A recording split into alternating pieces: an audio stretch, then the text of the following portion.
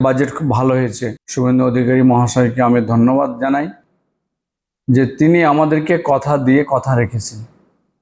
আমি গত 12 তারিখে যে প্রশাসনিক মিটিং ছিল মুর্শিদাবাদ, মালদা এবং দিনাজপুরকে নিয়ে, সেখানেও আমি জঙ্গিপুর লোকসভা তথা মহকুমার কিছু জরুরি ভিত্তিক কাজের বিষয়গুলো আমি লিখিতভাবে জানিয়েছিলাম।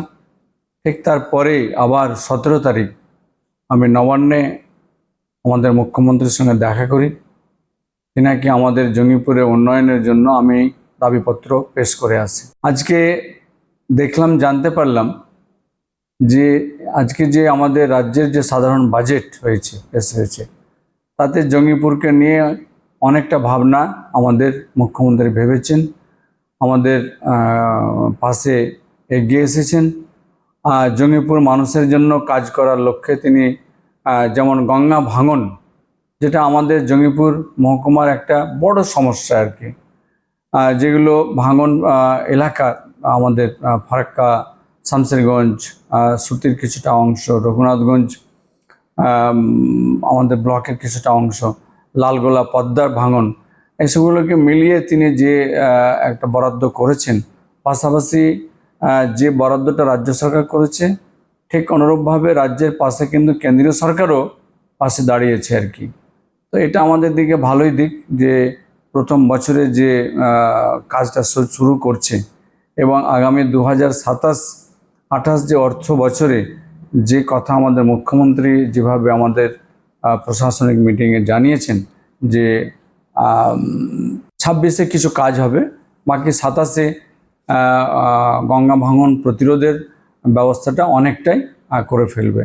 তো আমরা নিশ্চিত যে গঙ্গা ভাঙনের প্রতিরোধ করার কাজ শুরু করছেন আর কি।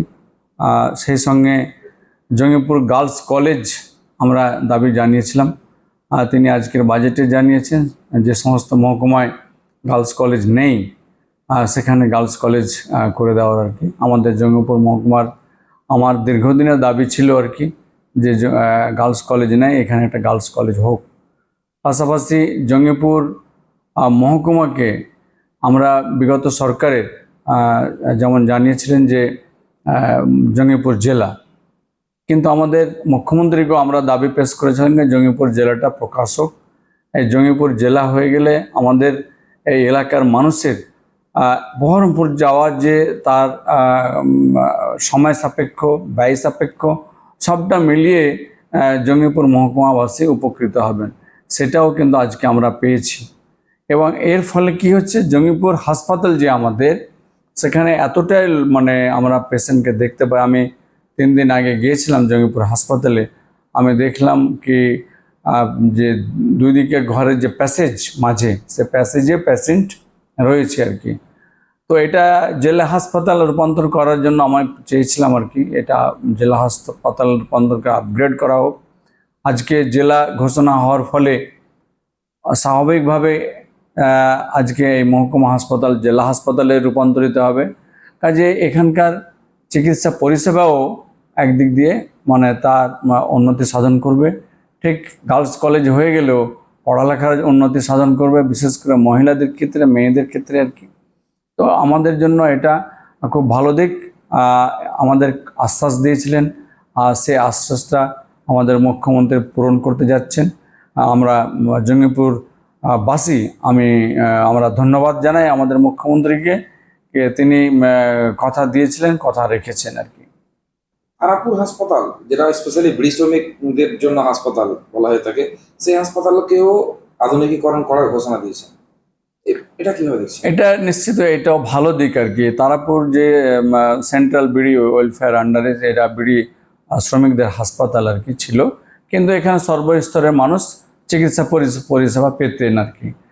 কিন্তু এই হাসপাতাল রুগ্ন থাকার রয়েছে আর কি, ক্রমশ রুগ্ন হয়ে এসেছে। এই হাসপাতালকে আপগ্রেড করার উদ্দেশ্যে এখানে ডাক্তার থেকে শুরু করে, সিস্টার থেকে শুরু করে, প্যাথোলজির এবং ল্যাবরেটরি, তার উন্নতি সাধনের জন্য আমি সংসদে, পার্লামেন্টে আমি এই বিষয়টা তুলে ধরেছিলাম। আমাদের কেন্দ্রীয় শ্রমমন্ত্রীকেও আমরা বলেছিলাম, আমি আমার বিগত টার্মে আর কি, লাস্ট টার্মে, কিন্তু আমরা তেমন কিছু পাইনি। তবে আজকে তিনার যে বাজেটে আমরা জানতে পারলাম যে বিড়ি শ্রমিক হাসপাতাল, আমাদের বিগত সরকার বিড়ি শ্রমিক হাসপাতাল যেমন একটা ধুলিয়ানে 100 বেডের করেছে আর কি, ঠিক তেমনটাই যে সেন্ট্রাল গভর্নমেন্টের যে বিড়ি হাসপাতাল ছিল আর কি, সেটাও কিন্তু আপগ্রেড হতে যাচ্ছে বলে আমি এই বাজেটের যে বক্তব্য, তো আমি আশা রাখছি আর কি। তবে এলাকার মানুষ উপকৃত হবে, এটাতে উপকার পাওয়াটাই হচ্ছে আমাদের লাভ আর কি, এটাই আমাদের আশা আকাঙ্ক্ষা।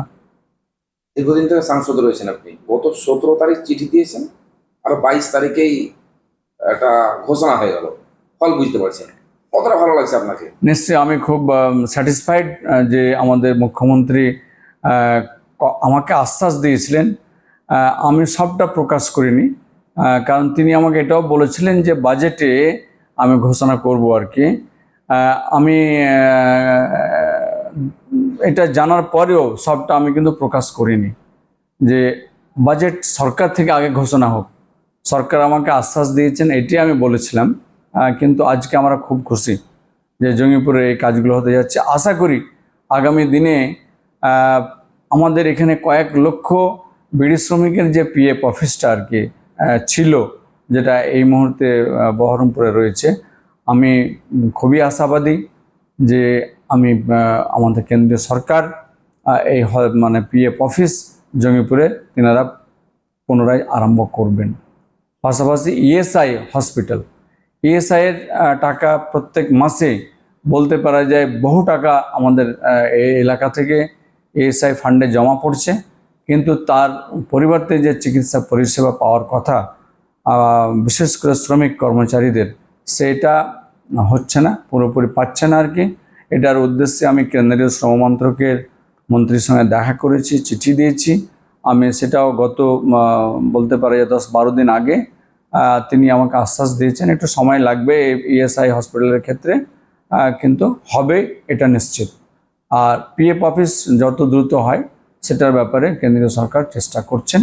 আমিও আশাবাদী আমার এই প্রয়াস আমরা সফল হব।